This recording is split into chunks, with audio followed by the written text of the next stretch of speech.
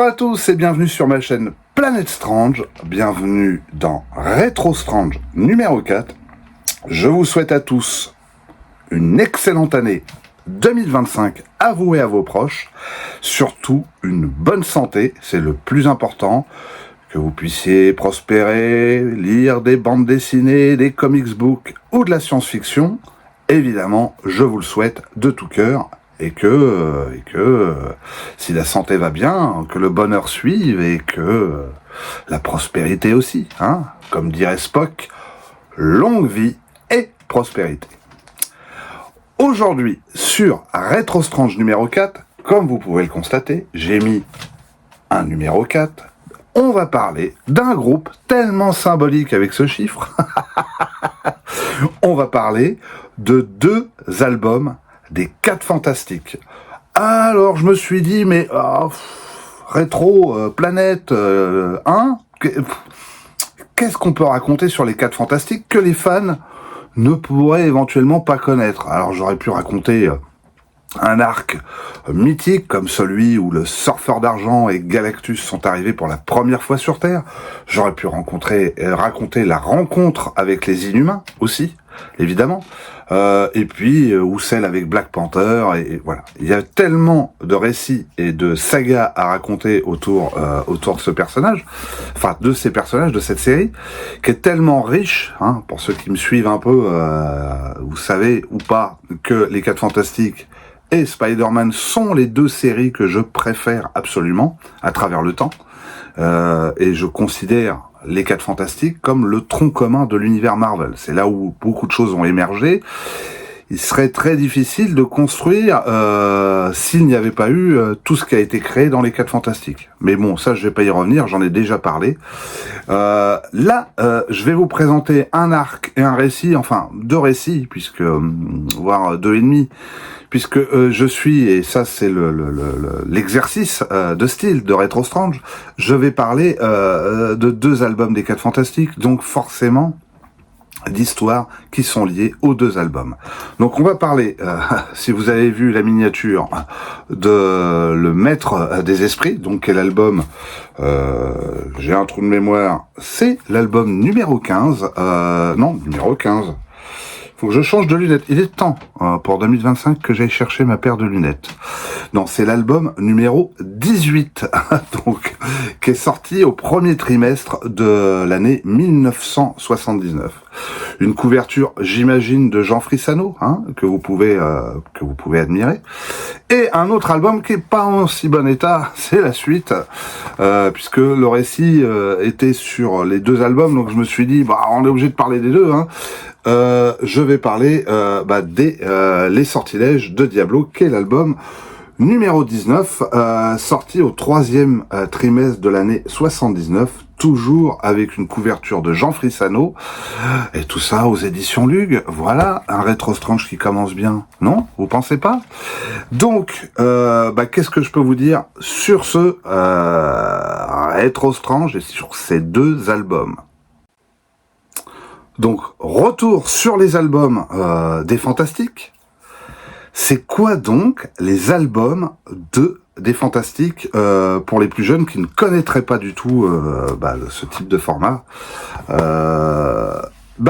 C'est sorti entre l'année 1973, donc le premier album qui s'appelle Les Inhumains sont parmi nous, et la série s'est arrêtée en 1997, donc il y a eu au total 43 albums, avec des couvertures somptueuses et magnifiques, très souvent de Jean Frissano, pas toujours mais très souvent. Qu'est-ce que je peux vous dire de plus? C'est des albums qu'on trouvait aussi très rapidement, très facilement, qu'on retrouvait toujours pour les plus jeunes. Je sais qu'on n'est pas nombreux, qu'il n'y a pas beaucoup de jeunes qui me regardent, mais enfin quand même on sait jamais. On les trouvait dans les kiosques, dans les maisons de la presse, dans les marchands de journaux. Voilà, c'était des albums qui étaient un peu plus chers. Alors ceux-là coûtaient 12 francs à l'époque. C'était une fortune, hein. C'est vrai que dit comme ça là aujourd'hui, en 79, 12 francs c'était pas donné. Heureusement ça sortait pas tous les mois. Et puis des albums des 4 Fantastiques, on n'en avait pas tout le temps. Hein. Moi, au début, le premier que j'ai eu, c'est celui que vous voyez derrière. Là, c'est Panic à New York. Voilà. Hein. Et j'aurais eu le suivant, je crois que c'est celui qui est juste encore derrière moi, que vous voyez. La chose est Hulk, qui m'a été donné par un monsieur dans le métro quand j'étais tout petit. C'est aussi là où j'ai un peu découvert l'incroyable Hulk en bande dessinée. Mais enfin bon, voilà, je connaissais la série télé, mais je savais pas qu'il y avait un personnage de BD au départ. Voilà, donc le rythme des parutions de ces albums, c'était à peu près en moyenne au départ 2 par an. Puis ils sont très vite passés à 3 albums par an. Bizarrement, je ne sais pas pourquoi, j'étais persuadé que ça paraissait tous les trimestres, en tout cas dans les dernières années. Apparemment pas. En revérifiant tout ça, en faisant une petite recherche, non, c'était 3 albums par an. Pourquoi les 4 Fantastiques sont passés à ce type de format? Donc là, faut revenir un peu à l'historique des éditions Lug, pour ceux qui ne seraient pas encore au courant. Le premier journal de super-héros Marvel, qui a été édité en 69, si je ne dis pas de bêtises, donc du numéro 1 au numéro 7, c'est le journal Fantasque. Fantasque a eu des soucis avec la censure, donc ça, je l'apprends à personne, et la série qui était particulièrement visée, c'était les 4 Fantastiques.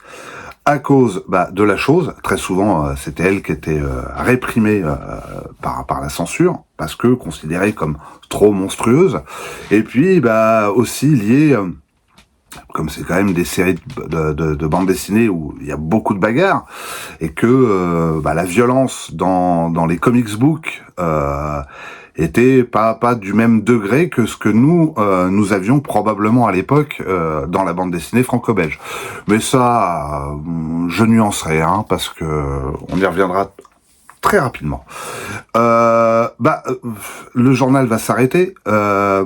Les éditions Lug vont sortir 2 journaux. Alors pas tout à fait en même temps, mais quasiment. On peut parler de frères siamois. Ils vont sortir Strange et Marvel. Marvel, la série des 4 Fantastiques et de Amazing Spider-Man va se retrouver sur le journal de Marvel. Et puis ils vont rajouter ce super-héros Kree que tout le monde connaît, Captain Marvel, le premier, Marvel. Et dans Strange, le surfeur d'argent qui était dans Fantasque va être transféré dans Strange. 3 nouvelles séries vont apparaître, ça sera Daredevil, Iron Man et les X-Men. Voilà. Strange va perdurer, mais là encore, Marvel pose problème. Donc il y a eu 13 numéros, et pas 14. 13 numéros de Marvel, les 4 Fantastiques, ça déplaît toujours. Du coup, les éditions lyonnaises des éditions Lug décident de sortir les aventures, donc la suite des 4 Fantastiques, donc qui était déjà bien entamée avec Fantasque et Marvel, dans les albums des 4 Fantastiques, avec le premier album, Les Inhumains sont parmi nous, un récit qui aurait dû se retrouver, ou une partie du récit qui aurait dû se retrouver dans le Marvel 14, Marvel qui n'existe pas. Alors les 4 Fantastiques au début des années 70 en bande dessinée, c'était pas que les éditions Lug. Eh oui, il y avait aussi le journal France Soir, je crois en 1973. Donc heureux qui comme Ulysse, celui qui a conservé toutes ces petites coupures des 4 Fantastiques qui paraissaient dans le journal France Soir, dans un cahier, mis dans un coffre au secret. Ça doit être super intéressant. Je crois savoir que il y avait au moins un épisode inédit en France. C'était le Fantastic Four numéro 2 avec les Skrulls qui était paru dans France Soir. Et ce format était plutôt, alors ils avaient plutôt adapté le format dans l'esprit du comic strip, donc de ce qui paraissait dans la presse américaine, c'est-à-dire vous avez les comics books et les comic strips. C'est deux façons de voir la bande dessinée aussi. Sur la censure, qu'est-ce que je peux vous dire de plus? Il y a quand même quelque part dans cette histoire de censure a soulevé, ou ces pressions que les éditions lui ont eu, c'est pas les seuls à avoir eu des problèmes avec la commission de censure, qui était extrêmement zélée. Il y a eu, par exemple, il y a eu un album de Black et Mortimer qui a été censuré en France, Le Piège diabolique. Il n'est pas passé comme ça. Il a été interdit en France pendant un petit moment.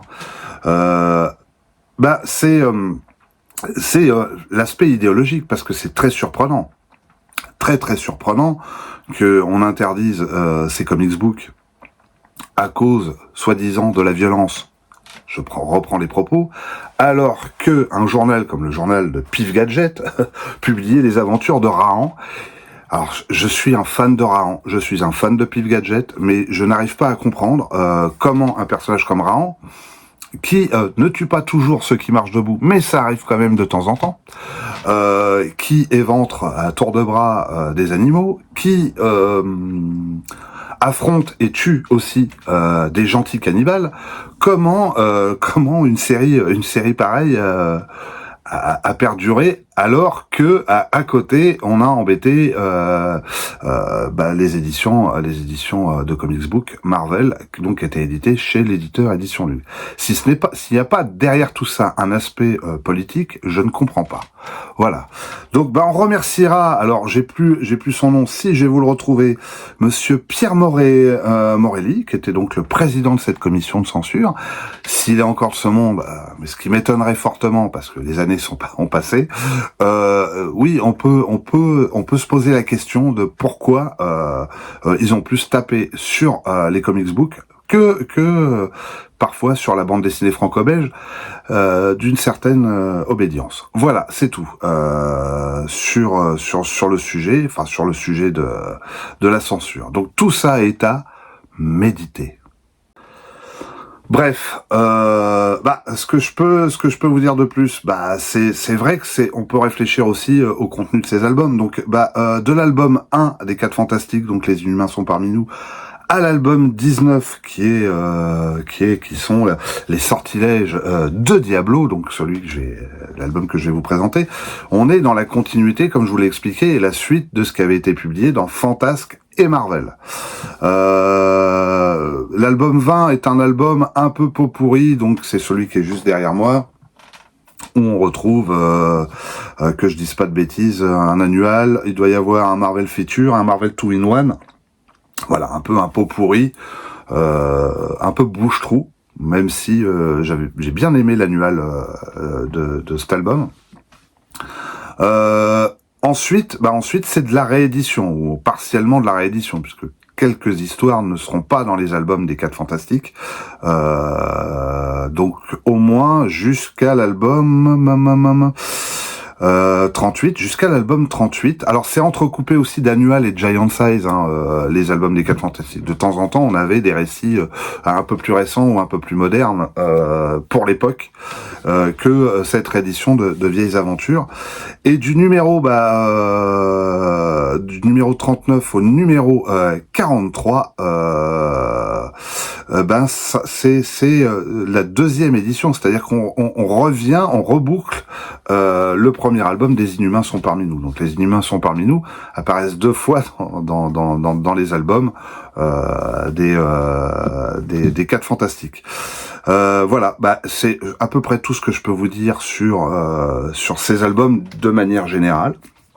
On va passer à l'album des 4 Fantastiques, celui-ci, le numéro 18, Le Maître des Esprits, un peu d'énergie, bordel, diable, un peu d'énergie, zut alors, qui comprend les épisodes de Fantastic Four numéro 112, 113, 114, 115, sortis en 1971 aux États-Unis, que vous pouvez aussi retrouver en France dans l'intégrale dédiée aux 4 Fantastiques chez Panini Comics, donc dans l'année 1971. Voilà. Donc dans le premier épisode, c'est le Fantastic Four, 112, avec ce titre, on ne se moque pas, Battle of the Behemoth, j'espère que je l'ai bien prononcé, ils ont traduit comme combat de titans, combat de monstres. en fonction des deux éditeurs, Panini Comics ou les éditions Lug, avec comme artiste à la baguette Stan Lee, John Buscema, Joe Sain. Alors Stan Lee à l'ancrage, John Buscema au dessin, donc le fantastique Big John, vraiment des dessins un peu la superstar des années fin 60, début 70 chez Marvel, et même au-delà. Et vous avez Joe Sainot à l'ancrage. C'est un épisode de 19 pages. Pas un intérêt plus particulier, mais quand même, faut le dire, parce que vous allez voir, ça évolue très rapidement. Alors c'est un épisode qui a été édité à maintes et maintes reprises à travers le temps. Donc dans l'intégrale que je vous ai citée de 1971 des Fantastic Four, dans l'ouvrage dédié à John Buscema qui est sorti en 2008, cet épisode a été intégré dedans, et dans Nous sommes les Fantastiques en 2015, et tout ça chez Panini Comics. L'histoire raconte quoi? Qu'est-ce qu'on raconte dans cet épisode 112? Eh ben la chose a perdu la boule. Elle a perdu la boule, la chose. Après une énième tentative de Red Richard de vouloir rendre à Ben Grimm son apparence humaine. Pour comprendre tout ça, faut lire les albums 17. Alors l'album 17 que vous avez ici, c'est Panic à New York, et l'album 17 et 18. Hein, où je dis une bêtise. Non, ça doit être oui, 17 ou 18. Qu'est-ce que j'ai dit comme bêtise tout à l'heure? Ben non, c'est l'album 16 et 17. Je dis une bêtise. Donc de l'album 16 et l'album 17, qui sont donc les deux albums précédents. En fait, il a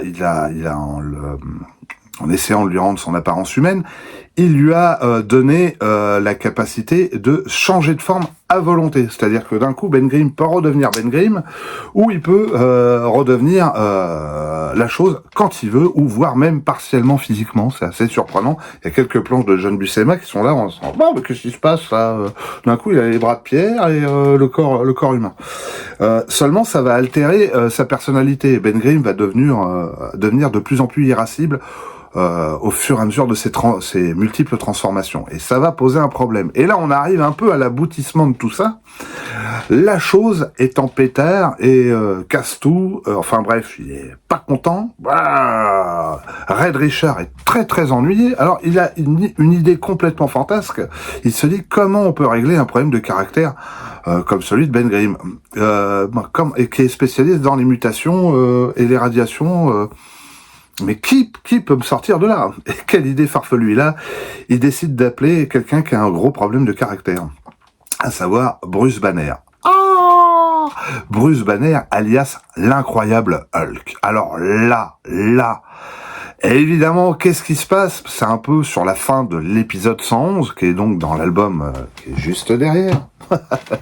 On peut découvrir que Banner arrive, que quand il voit la chose, il a ses vapeurs, et quand il est très sensible au niveau des nerfs, il se transforme en l'incroyable Hulk, il pète le taxi, et vas-y Mimile, on va se foutre des gros coups de parpaing dans la tronche. Et là, ça y est, c'est la bagarre comme on aime chez Marvel.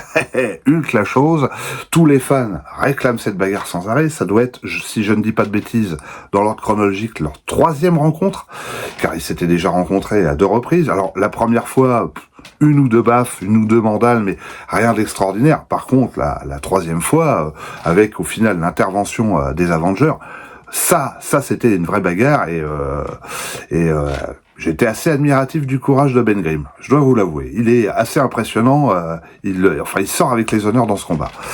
Et donc, donc c'est la bagarre. C'est la bagarre. La population est paniquée, la police essaie d'intervenir, Red Richard essaie de mettre au point une machine pour rendre l'apparence, pour arrêter cette mutation et donc le faire redevenir la chose, définitivement, au moins pour arrêter les effets secondaires.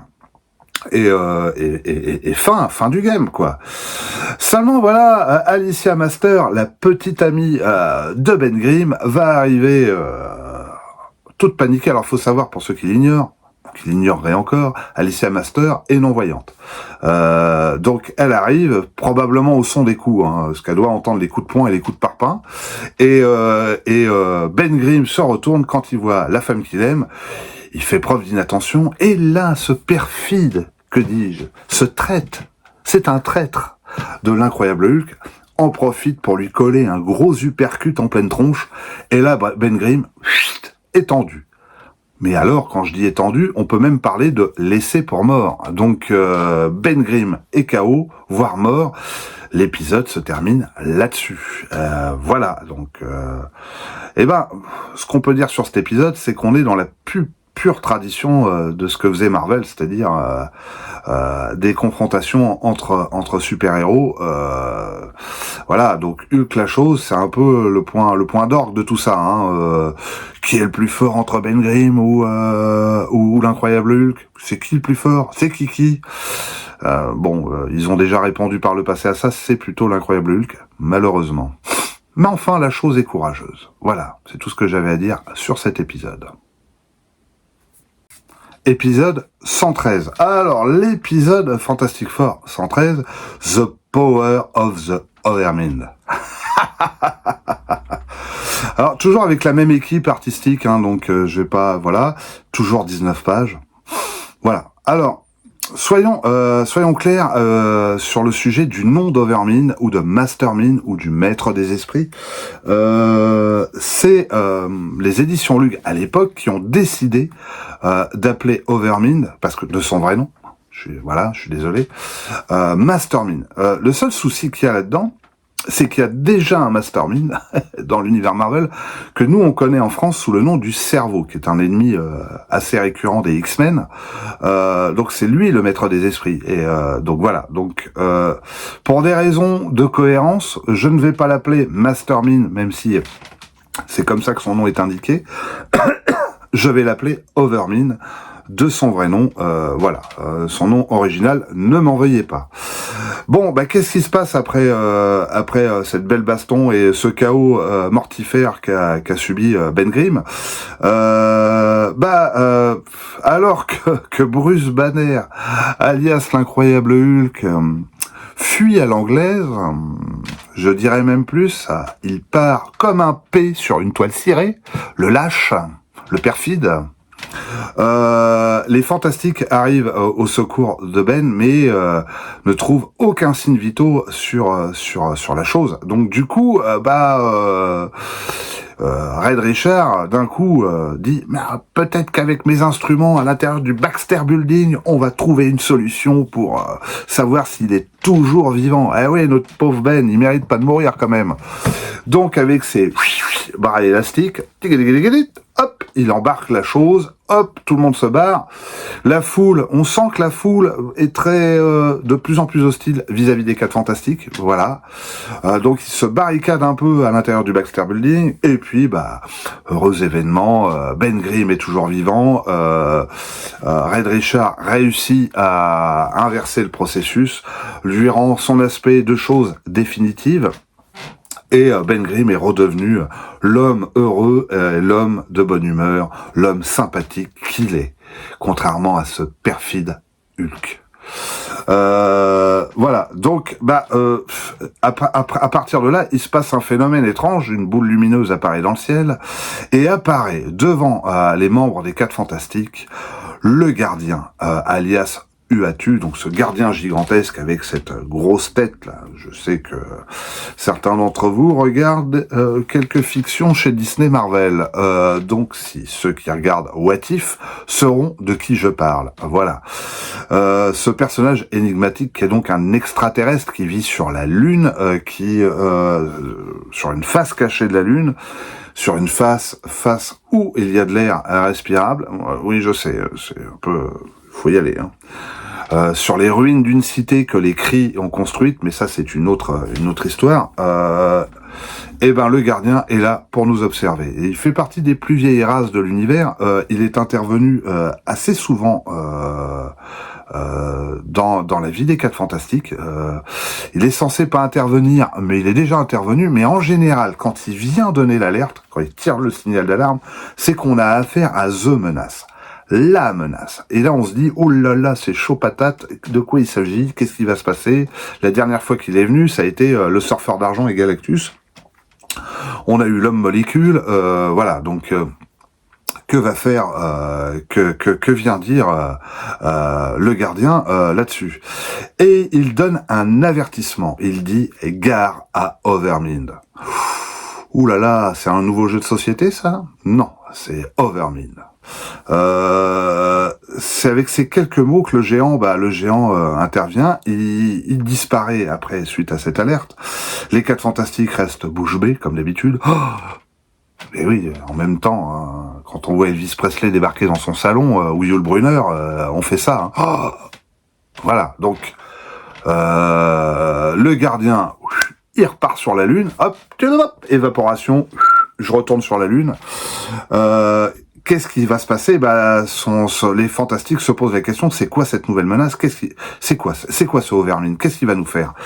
Et en même temps, les problèmes commencent à augmenter avec la population et avec la mairie de New York. Et oui, ils sont assignés à paraître puisque la mairie les attaque en justice après beaucoup de désordres qu'ils ont créés précédemment.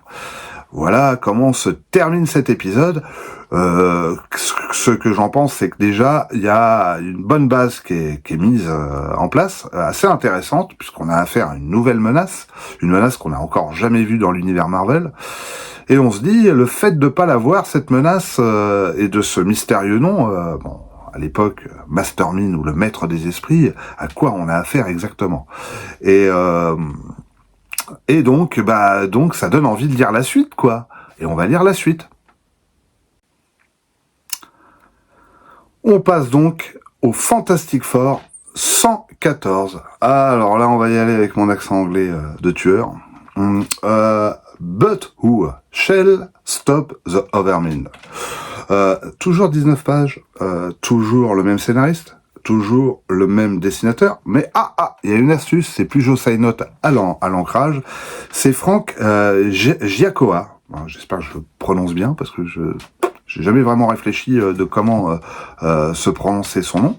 Joe Sainot reviendra dans l'épisode suivant pour l'ancrage. Et donc, il se passe quoi dans cet épisode? Comme je l'ai expliqué, les Fantastiques sont en plein déboire judiciaire. Avec la ville de New York, les ennuis s'accumulent pour eux, et pendant ce temps-là, un immense personnage déambule dans Manhattan, un titan avec une tenue assez particulière. Conscient de son apparence, ce géant décide de faire disparaître son costume, de saltimbanque, pour avoir un costume de hippie typique des années 70, enfin, en tout cas une tenue un peu plus décontractée. Donc il va déambuler pour observer les humains, et pendant que les 4 Fantastiques essaient de partir sans que la presse leur tombe dessus, sans que la population énervée arrive sur eux, Overmind va observer les 4 Fantastiques, parce que, vous l'avez bien compris, ce personnage qui déambule dans Manhattan n'est autre que Overmind, un grand barbu avec des cheveux longs. Ce type-là va en fait observer les pouvoirs des 4 Fantastiques et va surtout se focaliser à les tester. Il va donc affronter les 4 Fantastiques et un par un, il va les défaire. Et en plus, alors là, comble du comble, comme il a des pouvoirs de télépathe, c'est vrai que je n'ai pas parlé de ses pouvoirs. Au-delà du fait que notre ami soit immortel, d'une résistance physique incroyable, il a une force surhumaine capable de soulever 70 tonnes, donc ça serait l'équivalent d'un Colossus jeune. Vous voyez, un peu dans sa jeunesse, tout vert, tout frais, tout sorti de l'école de Charles Xavier. Voilà, c'est à peu près la force de notre ami Overmind. C'est surtout ses pouvoirs psioniques qui dopent sa force. Il est un télépathe puissant qui serait capable de faire pâlir... de pâlir Charles Xavier. Qui plus est, ses pouvoirs, ça j'essaierai de vous l'expliquer un peu plus tard, augmentent en fonction d'eux. Et en plus, c'est un télékinésiste incroyable. Voilà, donc c'est un adversaire redoutable. Il a un vaisseau spatial caché dans une décharge, donc c'est un extraterrestre. Mais ce qu'on ne sait pas, c'est ses origines. Mais ça, je vais vous les raconter un peu plus tard. Donc après avoir testé les 4 Fantastiques, il leur fait oublier cette rencontre. Quelle horreur! C'est-à-dire comment affronter un adversaire pareil? Les 4 Fantastiques rentrent au Baxter Building, toujours persuadés de ne jamais avoir rencontré Overmine, et décident de contacter Agatha Harkness, ou c'est plutôt l'inverse. C'est Agatha Harkness, donc la nourrice des 4 Fantastiques, qui s'occupe de Franklin. Agatha Harkness, que si vous regardez cette horreur sur Disney+, voilà, c'est le personnage de la série, sauf que le personnage du comics book est très très différent de ce qu'ils en ont fait sur la série, et qu'on a quand même un personnage beaucoup plus sympathique. Agatha est vraiment un personnage plus sympa et mystérieux. C'est un personnage dont on commencera à parler de ses appointances beaucoup plus tard. Donc voilà, qui est-elle? D'où viennent ses pouvoirs incroyables? Elle va être un peu aussi un temps la mentor de la sorcière rouge dans la série Avengers. Donc, elle avertit les 4 Fantastiques d'une menace qu'elle n'arrive pas à identifier. Charles Xavier, Red Richard a une super idée. Il réunit les 4 Fantastiques, Agatha Harkness, et il dit: Agatha, on va utiliser tes pouvoirs psioniques, tes pouvoirs mystiques, pour contacter Uatu, le gardien, afin d'en savoir plus. Et là, elle envoie son image astrale grâce aussi aux 4 Fantastiques, et elle intervient dans la forteresse du gardien, et là commence le contact entre le gardien Uatu et la forme astrale d'Agatha Harkness, et le gardien va révéler les origines d'Overmine. Tadam! Encore un épisode qui place les choses, un épisode qui nous présente enfin le méchant, dont on voit que c'est très compliqué. Là pour le coup, encore une fois, les 4 Fantastiques se retrouvent face à une menace très très compliqué, probablement presque de la même échelle qu'un Galactus ou de l'homme molécule. Comment défaire un télépathe surpuissant avec tous ses pouvoirs en plus? Ça paraît compliqué. Et quel est le but précis d'Overmine? C'est quoi? Quelle est son intention et quelles sont ses origines? Ça sera la réponse dans l'épisode qui suit, donc l'épisode Fantastic Four 115. Fantastic Four 115, donc, comme je vous l'ai dit, The Secret of the Eternals. Waouh! Ça envoie du bois quand même, The Secret of the Eternals, hein? 19 pages, excusez-moi. Alors c'est Archie Goodwin qui va faire les dialogues afin d'appuyer Stan Lee. C'est presque même une transition, mais ça on y reviendra un peu après. C'est toujours Mr. Big John au dessin et Joe Sainot à l'ancrage. Voilà. Qu'est-ce qui se passe concrètement à partir de là? Comme je vous l'ai expliqué, Agatha Harkness est en contact avec sa forme astrale, avec le gardien, et le gardien sort cette phrase: d'au-delà des étoiles viendra Overmine et il écrasera l'univers. Oh, donc lui, c'est pas que la Terre qui vise, apparemment, c'est l'univers. Donc voilà, ça commence comme ça. Donc, comme la forme, je rappelle que la forme d'Agatha Harkness est en connexion avec les 4 Fantastiques, eux aussi entendent tout ce qu'explique le gardien. Donc, tout ce que le gardien va raconter. Donc, vous me pardonnerez, je vais faire un peu de lecture là, parce que le récit des origines d'Overmine est un peu long, et je les ai notés, parce que je l'ai pris dans mes notes, parce que je me suis dit, oh là là, va falloir expliquer tout ça. C'est quand même un peu chaud patate, hein.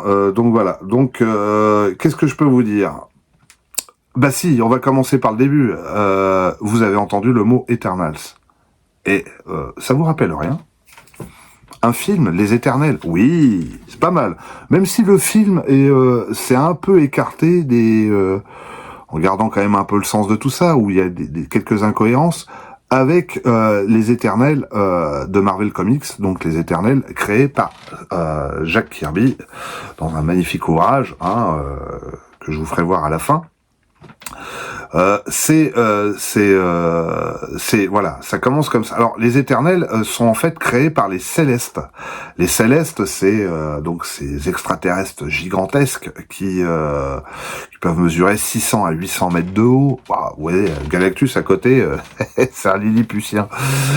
Et qui, depuis des millions, voire des milliards d'années, se baladent dans la galaxie et font des expériences à droite à gauche. Et ils ont l'habitude de, par exemple, de prendre un primate ou un hominidé, en tout cas sur Terre, c'est ce qu'ils ont fait, pour extraire, ou en tout cas faire trois types de mutations à travers cet hominidé, à savoir, d'un côté, ce qu'on peut retirer de mieux sur l'hominidé, et on va créer les éternels qui sont considérés à travers les mythes et à travers les légendes sur Terre comme des dieux, surtout comme les dieux, un peu les dieux de l'Olympe, en tout cas tous ceux qu'on connaît.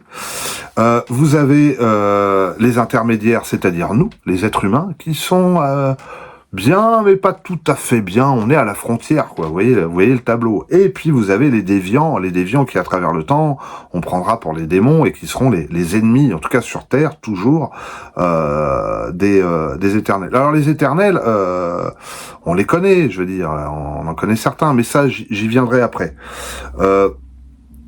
Là, Overmin est un éternel, mais pas un éternel de la Terre. C'est un éternel d'une autre galaxie et même d'une autre époque.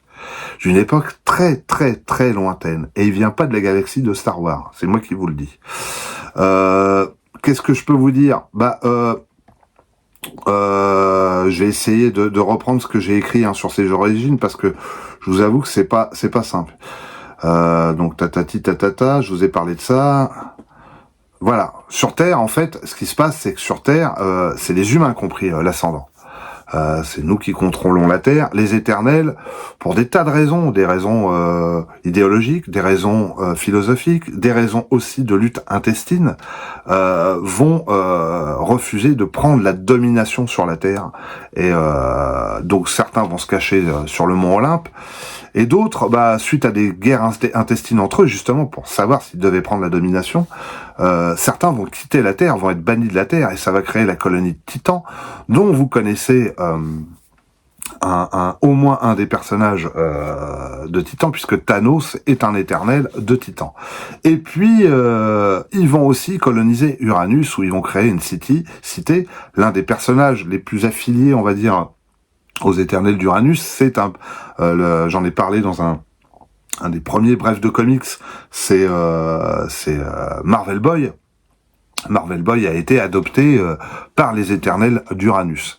Voilà. Là, on est sur un monde, donc le monde, j'essaie de le retrouver le nom, Eyung. Oh là là, un nom bien compliqué. Sur Eyung, c'est les éternels qui ont pris le pas sur le reste. Ils ont exterminé les déviants, ils ont exterminé les intermédiaires, et ils ont décidé de contrôler cette planète. Et tout ce qui intéresse cette race d'éternels, c'est de conquérir la galaxie. Et ils sont partis à droite à gauche, et ils exterminent à foison, ils envahissent, ils colonisent. Bref, c'est l'horreur absolue. Là, on a affaire à des éternels vraiment hostiles. Et puis, ils vont s'attaquer à un monde, le monde de Gigantus, qui est un monde un peu plus grand que les autres, avec des géants qu'on appelle les Gigantiens, qui sont incroyablement grands, et qui sont très en avance sur leur temps, qui ont une sagesse infime, c'est vraiment des très grands sages, et des pacifistes, mais qui veut la paix, prépare la guerre. Et donc, quand les éternels vont attaquer les Gigantiens, ils vont avoir pas une résistance, mais ils vont se prendre une belle raclée. Et cette guerre va être terrible, d'une violence incroyable. Et les éternels des Jung vont carrément balancer une super bombe, parce que ce que ne peut pas conquérir les éternels, ils le détruisent. Et ils ont détruit la planète de Gigantus. Cette explosion immense va créer un trou noir et va créer toute une formation de débris, et c'est comme ça que notre étoile, le Soleil, va naître, et que nos planètes dans notre système solaire vont être créées, ainsi que la Terre. Donc ça vous donne une petite idée de l'âge de ces éternels, qui sont bien plus vieux que les éternels de la Terre. Donc indirectement, ce conflit va créer notre monde. Voilà, je vous la fais un peu courte, mais c'est un peu l'idée. Mais les Gigantiens vont pas s'arrêter là, parce qu'il leur reste une flotte, une partie de leur flotte spatiale, et ils décident d'attaquer Yung. Et là, ça va chier grave, parce que ça va être la vengeance, quoi. Vous avez détruit notre planète, on va vous péter la vôtre, ça va pas rigoler du tout. Attention les gars, on descend dans votre banlieue, il va y avoir des coups de chaîne de vélo, c'est moi qui vous le dis. Donc ils arrivent là-bas, et les Éternels, sentant que cette menace devient vraiment importante et que leur existence peut être remise en question, les Éternels vont faire, comme ils le font en tout cas sur les Éternels de la Terre, fusionner leur conscience, la conscience de tous les Éternels, dans un seul être, Groom ou Grom, qui est le gladiateur. Grom, qui a un surnom aussi, qu'on appelle le champion des champions. Vous voyez un peu le tableau, quoi. Donc, toutes les esprits des Éternels vont être à l'intérieur du corps de Grom, et Grom va être mis en animation suspendue. Les Gigantiens vont faire exploser cette planète, et ça on y reviendra après, plus tard, ils vont faire plus ou moins la même chose que les Éternels. Mais ça, c'est la petite surprise, je vous la garde pour plus tard. Voilà les origines d'Overmine, et Overmine, à travers tout ça, vient d'être réanimé, puisqu'il était dans des débris spatiaux, en train de se balader dans l'espace, depuis peu. Et le premier contact, comme ça s'est passé plus ou moins dans la région de notre univers, le premier contact qu'il va établir, c'est avec la Terre. Et son idée, en arrivant sur Terre, c'est de s'emparer des esprits de tous les hommes. Et en absorbant les esprits de tous les hommes, il augmente sa puissance. Et il augmente sa force. Et après, il va aller sur d'autres planètes, et ainsi de suite. Ça va être comme un virus, quoi. Et il va arriver avec une puissance, mais incommensurable. Et donc, ça devient même ça deviendrait même à long terme une menace pour un personnage comme Galactus. Donc, la menace est vraiment présente, mais elle est encore à l'état embryonnaire. Car faut pas perdre de vue que ces Éternels-là, des Yung, sont des conquérants. Donc, les Fantastiques, sont quand même stupéfaits par le récit, mais ils vont être encore plus stupéfaits quand le gardien va leur dire « Mais vous avez déjà rencontré Overmine ». Eux comprennent pas de quoi il s'agit, mais que en gros, Overmine est déjà rentré en contact avec eux. Et qu'ils ont oublié cette rencontre. Du coup, ça amène un peu de piment, parce qu'ils se disent mais comment on va faire là, parce que s'il nous tue sans qu'on s'en rende compte, ou qu'il prend notre contrôle, et c'est ce qui va se passer.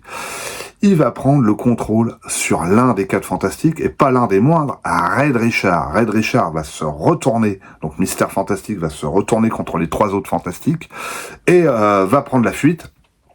Et là, ça devient super intéressant, parce que comment vont faire les 4 Fantastiques pour lutter contre Overmine et Red Richard, qui est le cerveau de la bande, qui est leur leader, et qui est le seul génie qui pourrait éventuellement vaincre Overmine. Et c'est en ça qu'Overmine n'a pas sous-estimé son adversaire, c'est qu'il a focalisé sur Red Richard comme la menace principale.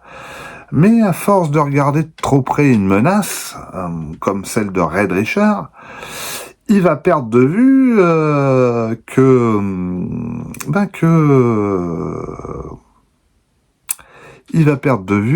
à force de regarder qu'une seule chose ou une seule personne, on a tendance à ne pas voir ce qu'il y a autour. Et ça, c'est la suite dans l'épisode suivant. Et dans l'épisode suivant, on y arrive, c'est l'album suivant, donc l'album 19, et oui, donc les sortilèges de Diablo. Dans les sortilèges de Diablo, ça comprend combien d'épisodes? Que 3, mais attention, il y a un épisode qui est un peu plus costaud que les autres. Donc vous avez l'épisode 116, 117, 118, sorti aux États-Unis en 1971, et pour le dernier épisode en 1972.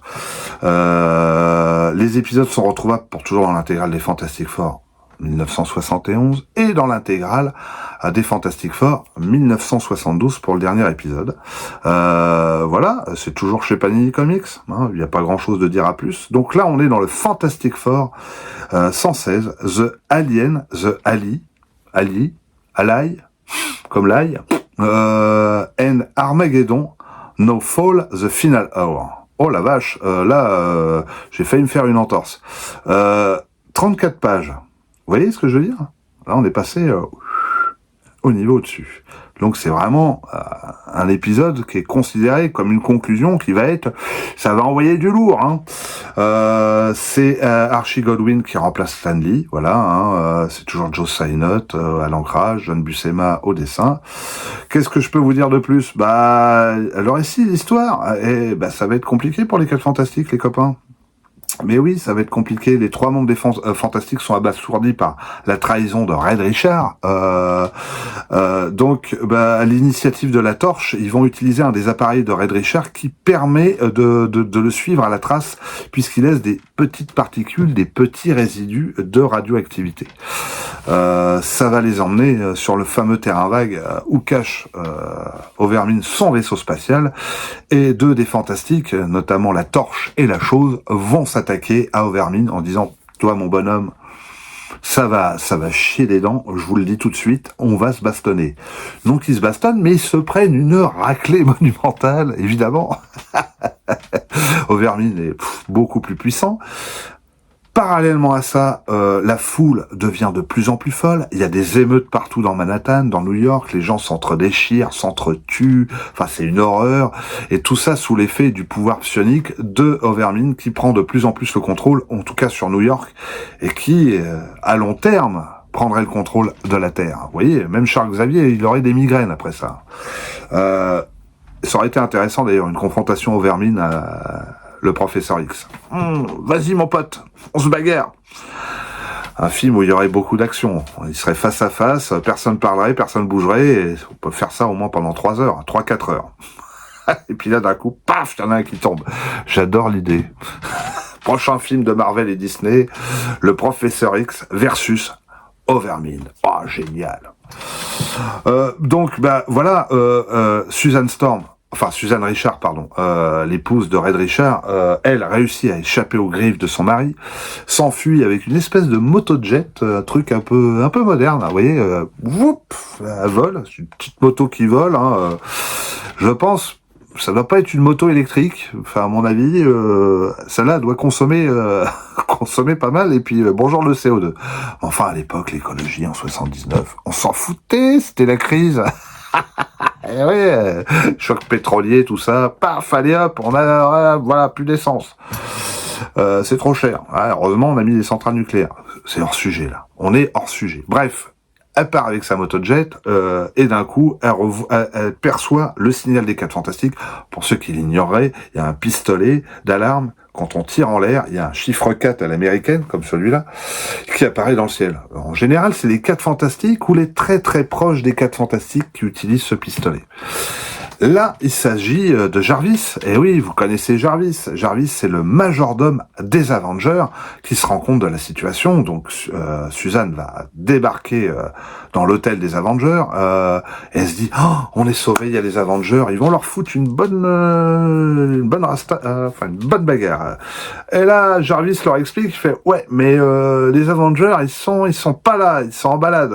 En fait, ils l'ignorent tous, mais les Avengers sont en train de se battre contre les 4 Fantastiques. Quoi? Non, en fait, pas les 4 Fantastiques. Pour savoir ce qui leur arrive, il faut lire Avenger numéro 93. Et qu'est-ce qui se passe dans cet Avenger? Les Avengers vont se retrouver confrontés aux 3 Skrulls que les 4 Fantastiques ont rencontrés dans Fantastic Four numéro 2, qui ont été transformés en vaches. Et qui ont pris l'apparence des 4 Fantastiques, enfin de 3 membres des 4 Fantastiques, et qui vont combattre les Avengers. Les Avengers vont les vaincre. En fait, on est en plein dans les événements de la première guerre entre les Kree et les Skrulls. Saga passionnante des Avengers à l'époque. Un jour, peut-être, je raconterai cette histoire. Mais ceci est un autre sujet. Donc, en gros, les Avengers sont sur une autre menace. Suzanne s'envole avec sa motojet. Part sur les toits de Manhattan et réfléchit, dépité, mais Spider-Man n'est pas disponible. Daredevil, il est chez son dentiste. Hulk, non, il est incontrôlable. Namor, bon, je suis amoureuse, mais pas trop quand même, hein, faut pas exagérer. Bref, les Avengers sont pas là. Thor, Captain America, enfin, il y a plus personne. C'est quoi ce bordel? Tout le monde est occupé. Le monde est menacé. Les 4 Fantastiques sont quasiment à terre et personne n'est là pour sauver le monde, quoi. En fait, c'est le bordel. Donc, Agatha Harkness va contacter Susan Storm, ou l'inverse, je ne me souviens plus très bien, et va lui dire, mais il reste un personnage que tu peux appeler quelqu'un qui aurait le savoir et le talent. Et c'est là où le talon d'Achille d'Overmine commence. Et oui, à force de regarder Red Richard, vous vous souvenez ce que je vous ai dit? On voit pas ce qu'il y a à côté. Elle va donc contacter dans l'ambassade de la Latvérie le pire ennemi des 4 Fantastiques, à savoir le Docteur Fatalis ou Docteur Doom. Donc ce type avec un masque de fer, un savant fou, génial, qui est à la fois un peu alchimiste, un peu savant. Que certains vont découvrir dans l'univers du MCU dans peu de temps, qui aurait la tête de Tony Stark. Quelle horreur, mon Dieu, quelle horreur. C'est n'importe quoi. Enfin bref, Fatalis, elle va contacter Fatalis, et Fatalis observe en plus de ça la menace de son ambassade et comprend les enjeux. Et comme il a une certaine noblesse d'âme, de toute manière, il va aider les 3 autres membres des 4 Fantastiques. Le premier acte qu'il va faire, c'est retrouver la chose et la torche, qui sont, mais alors, toujours dans un terrain vague, qu'Overmine a sous-estimé, parce que finalement, il aurait pu les tuer là, mais il l'a pas fait. Il les a juste assommés, il s'est dit, ces deux guignols, c'est plus une menace pour moi. Alors que les émeutes s'intensifient de plus en plus, et que Overmine prend de plus en plus le contrôle. Fatalis va rassembler ces 3 membres des 4 Fantastiques et va mettre en place un plan, un appareil capable de renvoyer des rafales psioniques à travers la gueule de son adversaire. Et c'est ce qui va se passer, au début en tout cas. Overmine va affronter les 4 Fantastiques, mais il va en prendre plein la poire grâce à Fatalis et son appareil et son invention. Red Richard va tenter d'étrangler sa femme. Faut dire qu'elle est insupportable en ce moment. Donc la chose et la torche vont essayer avec Fatalis de dézinguer au maximum Overmine. Mais voilà, l'appareil de Fatalis est saturé et la confrontation devient de plus en plus violente. Fatalis va en prendre mais plein la poire. Mais il résiste, il est tenace. Il tombe par terre, il se relève, il lâche pas du tout l'affaire. C'est un personnage vraiment... c'est vraiment un grand personnage de l'univers Marvel, ce Fatalis. C'est d'ailleurs, à ma connaissance, la première fois que je découvrais Fatalis, ou c'est la première fois en tout cas que Fatalis devient allié des 4 Fantastiques dans une aventure, face à une menace extérieure à lui, parce qu'en général c'est lui le problème. Là je dis génial, génial, ça, l'idée est bonne quoi. Et mais tout ce raffut, tout ce combat va attirer un autre personnage, un mystérieux personnage. Un personnage qu'on connaît dans l'univers Marvel, un personnage qu'on considère comme le personnage le plus, peut-être le plus mystérieux de l'univers Marvel. Celui où finalement ses origines ne sont pas claires. Et là, pour la première fois, on va nous raconter une histoire. On va nous dire, oui, au moins on a les origines de ce personnage. Mais c'est pas tout à fait ça. Je vais y revenir. Le personnage dont je fais référence, c'est l'étranger. Un personnage qui est apparu dans la série des X-Men, qu'on a pris pour un mutant au départ, mais qui est en fait un extraterrestre incroyable, avec des pouvoirs là aussi pharaoniques. L'étranger a rencontré aussi l'incroyable Hulk. Il a rencontré le Silver Surfer, le surfeur d'argent. Ça a été un très grand adversaire du surfeur d'argent. Thor, le dieu du tonnerre aussi. Vous voyez un peu l'encolure, à quoi on a affaire. Un gars qui affronte pas des petits bouseux du quartier. Hein. Et plus tard, il va combattre Adam Warlock, et Spider-Man dans un Marvel Team-Up. Ensuite, il y a eu, ou avant, ou après, je sais plus, il y a eu les champions aussi. Sa rencontre avec les champions, mais là, il sera plus un allié. Et alors oui, je vous vois venir, et il y en a qui vont me dire, tu parles pas de sa rencontre avec Captain America. Non, mais Captain America, c'était pas l'étranger, c'était quelqu'un qui avait pris son identité. un être d'une autre dimension qui s'appelle, si je vous retrouve son nom, alors attendez, est-ce que je vais le retrouver? Comment il s'appelle ce petit gars? Jacquard, voilà, l'étranger que rencontre Captain America s'appelle Jacquard, et c'est quelqu'un qui a usurpé l'identité de l'étranger. Donc en gros, l'étranger va vaincre Overmine. En fait, on découvre qu'il l'attend depuis des milliards d'années. Et donc là, ça nous donne un peu l'âge de l'étranger. On dit, ah mais la vache, il est beaucoup plus vieux qu'on l'avait imaginé. En fait, l'étranger est l'aboutissement des Gigantiens. Et oui, si Groom, le champion des champions, est devenu Overmine, les Gigantiens auraient créé l'étranger, justement pour le jour où Overmine se réveillerait. Et voilà, ce jour est arrivé. L'étranger va vaincre Overmine et le télétransporter ou le réduire sur un atome de poussière complètement désertique où son pouvoir mental n'a pris sur rien vu qu'il n'y a aucune trace de vie autour de lui. Waouh! Et puis, il repart dans l'espace. Ça, c'était la version de l'époque. On apprendra plus tard que l'étranger, ce ne sont pas ses origines. Il a tendance à mentir, à raconter des tas d'histoires qui sont fausses. Hein. On va être très clair. Il a une tendance à brouiller les pistes. Pour certaines entités, même pour les entités cosmiques, il est considéré comme une entité cosmique à part entière. Galactus le reconnaît en tant que tel, le tribunal vivant aussi. Mais qui est-il vraiment? Eh ben, ça reste une piste à explorer. Alors peut-être que ça a été fait dans les comics books plus récents. Moi, j'en ai pas connaissance. Mais à ce jour, il reste une énigme et un mystère. C'est peut-être aussi une volonté de Marvel de se dire finalement gardons un peu de mystère autour de ce personnage. Voilà. Alors l'étranger à ne pas confondre avec l'étranger de l'univers de Spider-Man, qui est un tueur à gages qui a des pouvoirs hypnotiques et qui est apparu dans le dernier Kraven le chasseur, entre autres, puisque c'est l'un des antagonistes qui l'affronte. Voilà sur ce personnage. Pour Overmine, qu'est-ce qui deviendra par la suite? Alors c'est compliqué parce que de son grain de poussière, il va devenir complètement cinglé. Oui, à force de voir personne, il devient fou. Il va être possédé par une entité démoniaque qui s'appelle Nullum ou Nullum. Enfin bref, et qui va transporter Overmine sur la Terre 712. Donc la Terre, l'univers classique, l'univers à la continuité, c'est la Terre 616.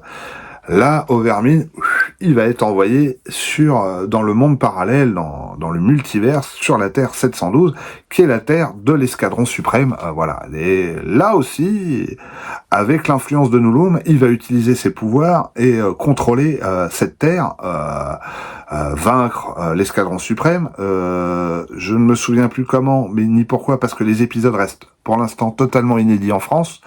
Les défenseurs vont intervenir avec un groupe de télépathes désincarnés qu'on appelle le Cœur.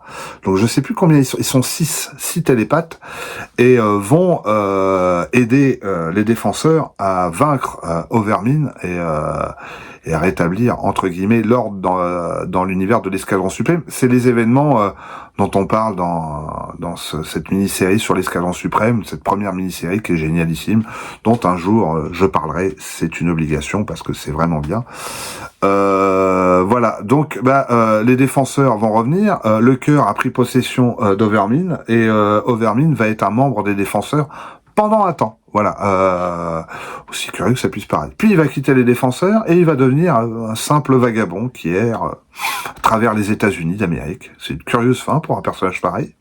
Voilà ce qu'est devenu ce personnage qui a été pourtant, je trouve un très bon vilain et il y en a quelques-uns comme ça d'ailleurs, je trouve des vilains un peu sous-exploités qui sont apparus une fois et on se dit le Dark Raider par exemple dans Marvel Team Up, le Cavalier Noir qui est un personnage qui sévit à l'époque de Salem et qui aurait connu Conan le Barbare si on réfléchit bien parce que il vient de la même époque que lui.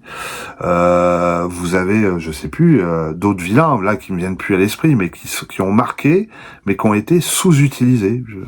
Pas plus d'idées. Bref, cette histoire se termine bien. La Torche n'en peut plus. La Torche veut retrouver son amoureuse, à savoir Crystal l'inhumaine, et décide de partir sur un coup de vent, et l'épisode se finit comme ceci. On passe donc à l'épisode suivant, qui doit être l'épisode 117. Alors, le Fantastic Four 117, The Flam on the Quest. 20 pages. On est revenu à un nombre de pages un peu... Bon, c'est la même équipe que l'équipe précédente, hein, donc voilà. Après l'affrontement contre Vermine, la Torche décide de claquer la porte. Voilà, comme je vous l'ai expliqué des 4 Fantastiques, mais il va revenir, il claque pas vraiment la porte, afin de retrouver sa bien-aimée. Donc il va partir dans l'Himalaya au Grand Refuge. Pour ceux qui ignorent ce qu'est le Grand Refuge, c'est la cité cachée des Inhumains, de la race des Inhumains qui vit au cœur de l'Himalaya. Mais il va se faire attaquer par des renégats, des Inhumains renégats. On apprend que Maximus, le frère de Flèche Noire, a pris le contrôle du Grand Refuge. Et voilà, la Torche va se retrouver en difficulté face à ces Inhumains renégats qui ont des pouvoirs, hein, pour ceux qui l'ignoraient encore. Bref, la Torche comprend que Crystal n'est pas présente au Grand Refuge et décide de revenir aux États-Unis. Pendant ce temps-là, les 3 autres membres des 4 Fantastiques et Alicia Master coulent des vacances heureuses au manoir d'Agatha Harkness avec le petit Franklin. Ben Grimm déambule dans ce manoir et se fait des frayeurs parce que c'est un peu la maison de l'horreur. Il a même peur du chat d'Agatha Harkness. Mais a raison. Pour ceux qui savent, ils savent pourquoi il faut avoir peur du chat d'Agatha Harkness. Ça, je vous le dis, moi. Enfin, bref. La Torche arrive épuisée, il explique la situation, Agatha Harkness décide d'utiliser ses pouvoirs encore une fois, à travers sa boule, et pour savoir où est situé Crystal. Et en fait, elle comprend que Crystal, depuis qu'elle a quitté les 4 Fantastiques pour un problème de pollution, et oui, les Inhumains respirent de l'air pur, je sais pas combien de milliers de mètres d'altitude, et donc l'air est rare, et les polluants ne sont pas là. Sauf qu'à New York, ça envoie, quoi. Hein. Ils roulent pas au diesel, mais bon. Donc du coup, elle a des soucis pulmonaires, voilà. Et elle a été obligée de quitter les 4 Fantastiques. On pensait qu'avec son chien Guldor, alors pour ceux qui ignorent qui est Guldor c'est un chien qui a le pouvoir de se télétransporter. Il se téléporte aussi bien à travers l'espace, mais aussi parfois à travers le temps et à travers des dimensions parallèles. Voilà. C'est assez aléatoire avec Guldor. On ne sait pas où on va débarquer des fois. Hein. Quand il a un coup dans le museau, le chien là, le gros bulldog là, waouh, faut se le faire. Bref, Crystal pensant rentrer chez elle, n'est pas rentrée chez elle. Et non. Elle s'est retrouvée sur une terre alternative, dans un futur alternatif, où la Terre a été complètement dévastée dans un holocauste nucléaire. Je ne sais plus quelle terre d'ailleurs. Est-ce qu'on le précise? Je ne sais pas. En tout cas, peu importe. Et prisonnier sur cette terre, Diablo l'alchimiste, un très vieil ennemi des 4 Fantastiques. Diablo l'alchimiste qui a eu des démêlés avec le pire ennemi des 4 Fantastiques, à savoir le Docteur Fatalis. Donc ce récit-là, vous pouvez le retrouver dans Marvel Super Héros numéro 20. Il a été édité en France dans Marvel Rarity 1961-1971, donc chez Panini Comics, si vraiment ce récit vous intéresse. C'est pas un récit extraordinaire. Bref, Diablo s'est retrouvé parce qu'il a utilisé la machine à voyager dans le temps de Fatalis et Fatalis en a profité pour s'en débarrasser. Il dit toi tu dégages, je t'envoie dans un futur bordélique, et il s'est retrouvé sur une terre dévastée. Grâce à ses potions, il va prendre le contrôle de Crystal et de Guldor, et grâce à Guldor, il va revenir dans notre réalité et il va aller dans ça y est, j'ai un trou de mémoire. Ça va vite me revenir. Il va aller dans ce pays fictif qui est proche du Mexique, hein, mais qui n'existe pas, hein, évidemment. Sinon, c'est pas drôle. Qui s'appelle comment? Alors, qu'est-ce que j'en ai fait de ça? Terra Verde, eh oui, plutôt côté Pacifique, bon, c'est pas trop mal situé, mais c'est une dictature, eh oui, une dictature militaire, puisque le général Robles, muchacha, Robles, donc le général Robles, bah voilà, comme tout dictateur, voilà, le peuple n'est pas content, voilà, c'est tout simplement ça. Donc, bah, Diablo arrive dans ce contexte. Il se dit, fatalis à la Latverie, il me faut un État. Si j'ai un État, bah déjà j'ai l'immunité diplomatique, plus personne peut m'embêter. Donc, bah, qu'est-ce qu'il fait? Bah, il essaie, avec l'aide de Cristal, qui est sous hypnose, de retourner la population contre ce général Robles, et va faire passer Cristal pour une déesse maya. La déesse, alors attendez, X-Shell, c'est une marque de machine à laver, peut-être, je sais pas. Enfin bref, peu importe. La déesse X-Shell, et il va rassembler la population derrière elle. Donc elle va faire une marche direction de la capitale de Terra Verde, et la torche humaine, bah entre-temps, grâce à la boule d'Agatha Harkness, situe où est Cristal et décide de partir là-bas. Il part, il n'attend pas les autres fantastiques, et direction Terra Verde. En arrivant en Terra Verde, qu'est-ce qu'il voit? Il voit l'aviation du général Robles sur le point de bombarder la population, et donc Cristal de bombe. Alors, salaud! Et là, on enchaîne avec Fantastic Four 118, donc le dernier épisode de ce Retro Strange. Oui, messieurs, dames, on termine quand même un peu l'émission, quoi, parce qu'il y a un moment, on peut pas toujours faire ce qu'on veut dans la vie. Eh oui. Donc, dans Fantastic Four 118, The Thunder in the Ruin, What Mad World? Pas sûr de mon anglais. 21 pages. Et cette fois-ci, Jim Monet, ou Monet, vous me direz dans les commentaires, Mo. Je dirais Mounet, moi, remplace Joe Sainot à l'ancrage. Voilà, c'est le seul changement. Qu'est-ce qui se passe dans cet épisode? La Torche décide d'attaquer l'aviation du général Robles. Il va gagner. Oui, c'est la Torche quand même. Il arrive, et la première chose qu'il fait quand il voit Cristal, c'est qu'il lui roule un palo. Ah, là, on n'était pas à MeToo à l'époque. Et elle le répudie comme un moins que rien, parce qu'elle ne se souvient pas de lui, puisqu'elle est tout le temps sous l'effet des potions de Diablo l'alchimiste. Parallèlement à ça, Diablo l'alchimiste utilise Guldor pour rentrer dans le palais présidentiel du général Robles, et va faire son coup d'état en réduisant sa garde prétorienne à néant. Il va choper Robles par le callback. Et toi, mon bonhomme, ton pays m'appartient maintenant. T'as plus le choix. Bref, il va ramener Robles vers le temple Maya pour le faire voir comme un trophée à la population, comme quoi c'est qui le vainqueur, c'est Diablo. Oui, et c'est là où les trois autres fantastiques vont apparaître pour passer à l'attaque avec la torche humaine. Donc ça va être la bagarre, bam bam bam, Diablo l'alchimiste, la population, enfin c'est le bordel. Cristal, qui a en plus ses pouvoirs élémentaux, pas une rigolote quand elle déchaîne ses pouvoirs. Bref, tout le monde se bagarre. La chose se retrouve en prise avec Guldor, grosse bagarre avec Guldor en perspective. Le général Robles en profite pour en mettre un petit coup dans la tronche de Diablo, et là c'est la bagarre entre les deux. Je vous dis, cet épisode se termine comme un épisode de Benny Hill, hein. Ça part dans tous les sens, hein. Et hop, alors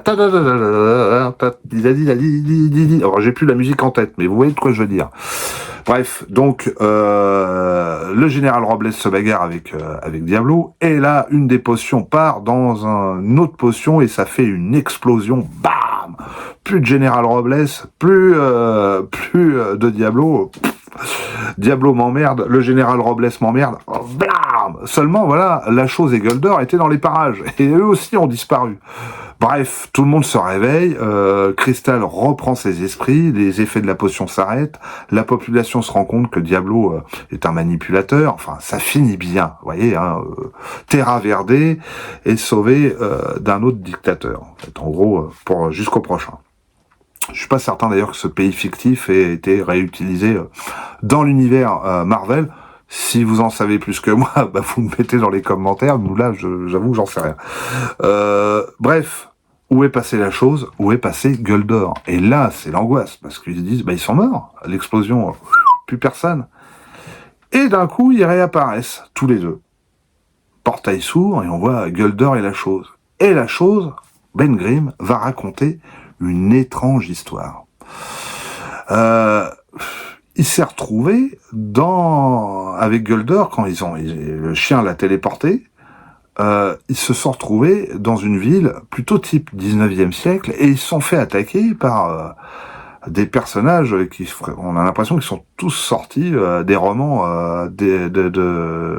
dont j'ai oublié le nom de l'auteur, peu importe, d'Edgar Allan Poe, vous voyez ce que je veux dire, ou d'un Sherlock Holmes, de Conan Doyle. Paf, d'un coup, ils sont attaqués par des types qui ont des chapeaux haute forme. La chose va pas se laisser faire parce que c'est pas n'importe qui. C'est pas Vidocq qui va foutre une raclée à Ben Grimm. Bref, paf, il fout un coup de parpaing et là, il s'aperçoit qu'il a affaire à des robots qui ont l'apparence de Red Richard. Mais dans quel monde est-il débarqué? Et on va dire d'un tableau à un autre, d'un coup, il change de rue, il se retrouve à l'époque médiévale. Il dit, mais qu'est-ce que c'est que ce bordel? Ensuite, au Far West. Bref, ils finissent capturés à l'intérieur d'un château, et là, il découvre, lui-même, la chose, qu'il l'a fait prisonnier avec Gueldor. Et là, il comprend pas, il dit, mais t'es qui, t'es quoi, où est-ce qu'on est? Et là, il lui explique qu'il est sur la Terre 721. On est encore une fois, dans un univers interdimensionnel, et on se dit, waouh, ils ont changé de dimension. C'est un peu le début de quelque chose dans l'univers des 4 Fantastiques, puisque c'est un peu la première fois, si je ne dis pas de bêtises, qu'on parle de voyage à travers les dimensions. Alors il y avait un peu l'idée de la zone négative avant, mais ça c'est encore autre chose. Donc on est vraiment dans le multiverse. Et donc la chose de la Terre 721 va lui dire clairement, je ne suis pas Ben Grimm. Quoi? Comment? Parce que dans cette réalité-là, c'est 2 pilotes qui sont partis à bord de la fusée. 2 pilotes qui ont été irradiés, à savoir Ben Grimm et Red Richard. Seulement Red Richard est devenu la chose, et Ben Grimm, Mister Fantastique. Alors, il a 2 pouvoirs, en fait. Il a les pouvoirs de Red Richard et les pouvoirs de la torche humaine. Voilà. Donc, la chose comprend qui il a rencontré et découvre que son alter ego de la Terre 721 est marié avec Suzanne. À l'époque, Suzanne Storm. Donc du coup, il se dit, finalement, il y a une réalité où moi je suis heureux. Voilà. Donc Gueldor va ramener Ben Grimm à sa Terre 616, et c'est comme ça qu'on explique cette boucle. Cette histoire aura une répercussion, si je dis pas de bêtises, dans l'année, j'essaie de vous retrouver ça, dans l'année 1975, donc ça dans cette intégrale-là, si cette histoire vous intéresse, savoir ce qui va se passer avec ce Ben Grimm, enfin ce Red Richard qui est devenu la chose, vous en saurez plus là-dedans. Il y a toute une saga plutôt sympa, un jour je le raconterai, où c'est la guerre des dimensions en fait. Il va y avoir des affrontements entre dimensions, entre réalités. La Red Richard, la chose va être confrontée à Archon Magnifique. Je vais pas tout vous raconter, mais j'ai trouvé que c'était déjà le début d'un truc qui sera réutilisé peut-être plus souvent, beaucoup plus tard, en tout cas plus récemment. Sinon, tous ces récits-là, vous pouvez les retrouver dans ces 2 intégrales, tout ce que je viens de vous raconter. Parce que retrouver les albums, c'est toujours compliqué. Plus précisément, dans l'intégrale 1971, mais je vous conseille aussi l'intégrale 1972 si vous aimez John Buscema, parce que vous serez pas déçus. C'est, je trouve, plutôt une bonne période. Là aussi, c'est pareil, j'en parlerai un jour. C'est sur les conseils lecture, parce que je me suis dit, c'est pas mal. Alors, conseil ou déconseil, parce que là, il y a 2 sujets pour moi, là. Alors, je déconseille. Je suis désolé pour l'éditeur et pour Néophélis, Benoît Bonte. Je déconseille. C'est pas que je déconseille. C'est pas pour tout le monde. Voilà, globalement, on est dans la niche de la niche, et donc sur le fond, je dis pas que c'est pas intéressant, mais sur la forme, il y a quand même beaucoup à dire. c'est un pavé quand même. Donc c'est cet ouvrage qui s'appelle Planète Haredi, donc qui revient sur la maison d'édition Haredi Artima, toutes ses origines, ses histoires, ses anecdotes. Bon, moi j'ai trouvé ça un peu indigeste à lire en termes de forme. Vous voyez un peu quand même l'épaisseur. Je sais pas si voilà, c'est quand même un peu beaucoup ça. Je sais pas trop finalement à qui ça s'adresse.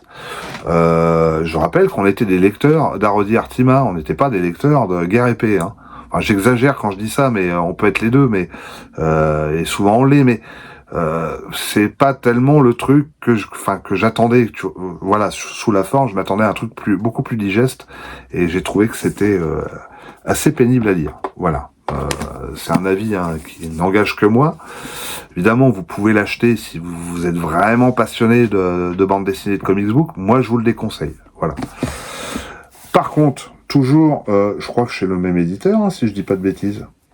Moi, je conseille ce comics signature. Vraiment, très très bien.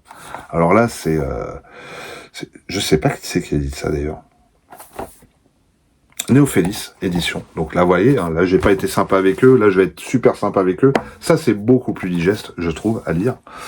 Peut-être aussi... alors, je me posais la question si ça avait pas été aussi des articles qui étaient parus dans ce comic signature. Et là, je me dis, ouais, bah comme ça, de temps en temps, c'est beaucoup plus digeste à lire.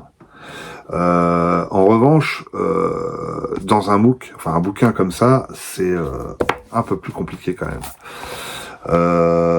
Moi, j'ai lu ça avec beaucoup d'intérêt. Enfin, notamment, j'ai essayé de vous retrouver ça, un article qui m'a intéressé, qui va, pour ceux qui l'ignorent ou l'ignoreraient, je pense au Comics de Fred parce que je sais qu'il est fan de cette franchise. Et je pense que c'est une information qui va lui plaire. Alors, je vais essayer de la retrouver. Il y a parce que je l'ai lu il y a un petit moment. Vous m'excuserez, mais il faut que je retrouve ça. Voilà, il y a une interview très intéressante de Steve. Alors, excusez, Léa Lota, c'est ça, par Vincent Facelina.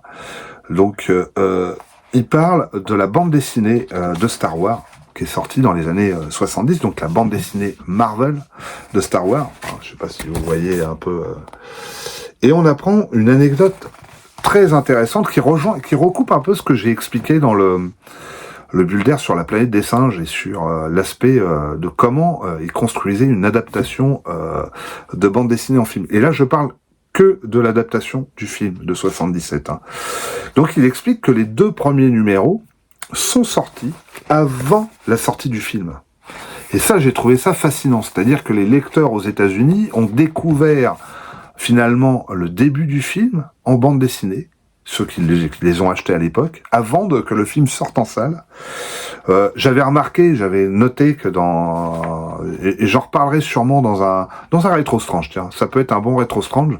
J'avais noté que effectivement il y avait les scènes coupées à travers cette bande dessinée qu'on n'avait pas eu à l'époque, qui ont été rajoutées dans l'édition spéciale et on a une première apparence de Jabba the Hutt dans cette adaptation, et c'était assez surprenant parce qu'ils en ont fait. Marvel est très différent de ce que nous on connaît ou de ce qui avait été filmé à l'époque, puisque à l'époque c'était un humain avec une espèce de peau de bête, Jabba. Plus tard dans le Retour du Jedi, c'est cette espèce de crapaud baveux. Là, c'est autre chose. C'est un alien, mais qui a une autre apparence, on va dire un peu plus aminci, et qui va devenir en plus un personnage qui va être utilisé aussi par la suite dans la série de Marvel Comics de Star Wars. Donc je me perds un peu dans mes explications, mais voilà, on apprend un peu comment eux ont pu visionner finalement le film avant que le film sorte en salle. Et eux, ils n'ont pas eu la version finie, quoi. C'est-à-dire qu'ils ont eu une version très tronquée, avec peut-être pas les effets spéciaux, ou les effets sonores, ou la musique. Ils ont dû donc digérer un peu tout ça. Et ils ont travaillé à partir de ce film, et sûrement à partir des notes ou des choses qu'on leur a fournies. Voilà, c'était une anecdote que j'ai trouvée vraiment incroyable, et je me suis dit, il faut la raconter, celle-là, quand même. Ben oui, faut la raconter. Donc bah ce fanzine, comics signature, moi j'en ai plusieurs, vraiment je vous le conseille. Alors, il y a un article, tout un article sur les nouveaux mutants, on parle aussi d'Iron Man dans les années 60, c'est très intéressant. Voilà, qu'est-ce que je peux vous dire de plus sur ces sujets-là? Bah c'est un peu tout, si ce n'est, je suis obligé d'en parler. Alors je les ai pas commencés, hein, qu'on soit... On se calme, mon petit Norman. Je ne les ai pas encore commencés. Mais je donnerai mon avis sur Sister Love. Voilà, donc j'ai acheté le volume 1, le tome 2, le tome 3. C'est ça, hein, c'est le tome 3 celui-là. Voilà, le tome 3. Donc, c'est plutôt, voilà, c'est plutôt sympa. C'est pour la jeunesse comme pour les adultes. Mais nous, comme on est des jeunes éternels, c'est avec plaisir que je vais les lire. J'ai encore beaucoup de choses à lire. Il est dans ma pile de lecture en retard. Mais je vais le lire et je te donnerai mon avis, Norman. Et puis je te fais un petit coup de pub parce que t'es quand même un créatif et c'est important de le dire. Donc je vous conseille Sister Love. Alors... j'ai essayé de vous lire un peu ce qu'il y a écrit derrière, hein, quand même. Ce monde est notre monde, à une exception près, quelques super-héros ont existé de façon sporadique à travers notre histoire. L'une des dernières en date, Sister Love, est apparue en Amérique à la fin des années 60. Tout le monde la croyait morte suite à un attentat dans un hôpital en 1975 qui a tué ses coéquipiers. Mais elle a récemment été retrouvée par un puissant industriel nommé Steven Sorm, c'est ça, hein. Sorm, j'arrive pas à lire avec la lumière, là. Oui, ça doit être Sorm. C'est marrant, le nom est familier. Enfin bon. Celui-ci envoie un de ses hommes au Burkina Faso pour négocier le retour de l'héroïne. Il a en effet conçu un projet qui lui tient à cœur, reformer une équipe de super-héros de nos jours à l'aide d'une technologie révolutionnaire. Voilà. Si vous voulez voir la petite photo de Norman, j'en profite. Alors, je sais pas si on le voit très bien, mais il avait la barbe à l'époque, Pépère, là. Norman, qui est notre référence à tous en ce qui concerne Edgar Rice Burroughs. Je tiens à le préciser, hein. Norman, c'est aussi celui qui est fan du courrier des lecteurs, hein. Donc, c'est avec plaisir que je lui fais de la pub. Je vais pas parler des illustrations. Alors, je sais plus s'il y a des référencements, si à la fin. Donc, tout ce qui est dessin, oui, voilà. Alors, j'ai pas leur site ou mais vous les retrouvez dans les livres. Voilà, je vais essayer. Alors moi, en incrustation, je suis pas super doué, donc je pourrais pas le faire sur le montage. Mais voilà, ça c'est Ismaël. Ismaël Ba, qui est donc le graphiste qui a fait ces fantastiques dessins que vous pouvez retrouver aussi sur les réseaux sociaux, sur Facebook, sur internet, machin, tout ça quoi. Concernant les Éternels, si, alors je l'ai pas sorti, mais si l'ouvrage vous plaît, moi je vous le conseille. Mais après c'est du Jack Kirby, ça raconte l'origine des Éternels, ça raconte leurs aventures, qui est Icaris et ainsi de suite. Peut-être qu'un jour je ferai un sujet là-dessus aussi. Alors, on en a déjà un peu parlé là parce que ça les concernait un petit peu, mais plus de loin, mais quand même. Et puis, si cette vidéo vous a plu, j'ai oublié de vous présenter ma copine, ma dernière petite copine qui rejoint ma collection, et qui est juste là. Viens ici, toi, ma chérie. Donc Zira vous embrasse et rejoint la collection des figurines sur la planète des singes, les figurines NECA. Je suis assez content de l'avoir trouvé, enfin, en tout cas content qu'on puisse l'avoir en France enfin, ce qui fait que c'est ma 1, 2, 3, 4, 5, 6, 7e figurine NECA sur la planète des singes. Me manque Cornelius, me manque César, mais inédit en France pour l'instant. Il me manque le gorille de la conquête de la planète des singes en rouge avec sa feuille de boucher. Il me manque, je crois que c'est non, c'est pas Urko, mais ça doit être le général gorille de la bataille de la planète des singes, dont j'ai plus le nom. Et puis j'imagine qu'il doit y en avoir d'autres comme le colonel Taylor, je crois qu'il existe en tenue d'astronaute. Et il me semble que Nova aussi existe. Enfin bref, voilà. Si j'arrive à toutes les trouver, à toutes les réunir, j'aurais réussi mon exploit. Parce que c'est quand même des très très belles figurines.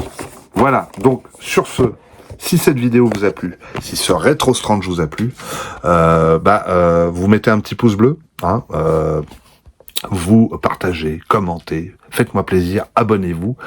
Et puis je vous dis à très très bientôt.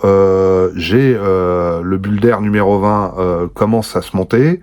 Il y a voilà, on attend quand même, j'attends la sortie des omnibus concernés, c'est-à-dire les omnibus sur les Micronautes et sur Rome le Chevalier de l'Espace. Ça sera un Bulder plutôt sympa parce que là on l'a fait dans un cadre, enfin je l'ai fait dans un cadre très différent de ce que je fais d'habitude. Et puis voilà. Puis on va faire d'autres Rétro Strange, des Rétro Strange qui seront plus courts, hein, je vous le dis. Hein. Là, c'est vrai que je me suis étalé parce que c'était 2 albums. J'ai dit c'est une reprise. Allez, vas-y. On y va. Bref, sur ce, moi je vous embrasse tous. Je vous dis à très très vite, à très bientôt. Prenez soin de vous et n'oubliez pas, le Parigo vaut mieux l'avoir sur YouTube. Bisous à tous.